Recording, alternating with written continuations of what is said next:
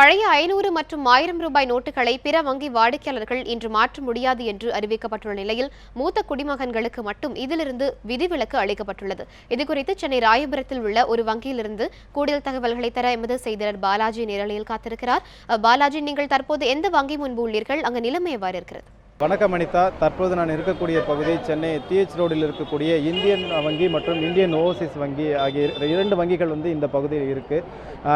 இந்த பகுதியில் பார்த்தீங்கன்னா சீனியர் சிட்டிசன்ஸ்க்கு இன்றைக்கி அவங்களுக்கு தனி வரிசைகள் கொடுக்கப்பட்டிருக்கு அப்படின்னு சொல்லப்பட்டிருந்தாலும் இந்த வங்கி கிளையில் இருக்கக்கூடிய வாடிக்கையாளர்கள் எண்ணிக்கை இந்த பகுதியில் அதிகன்றதுனால நீங்கள் இப்போ நேரடியாக பார்த்தாலே தெரியும். இந்த வங்கிகளில் சீனியர் சிட்டிசன் அவங்கள தவிர்த்து இந்த வங்கிகளில் இந்த கிளைகளில் இருக்கக்கூடிய கூட்ட நெரிசலே அதிகமாக இருக்குது.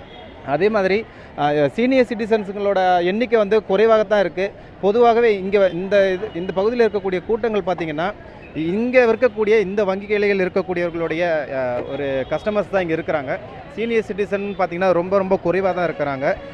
காரணம் என்னென்னா இவங்க மற்ற வங்கி கிளைகளெல்லாம் பணத்தை போய் பெற்றுக்கொள்ளலாம் அப்படின்றது கடந்த வாரங்கள் வரைக்கும் இருந்தது.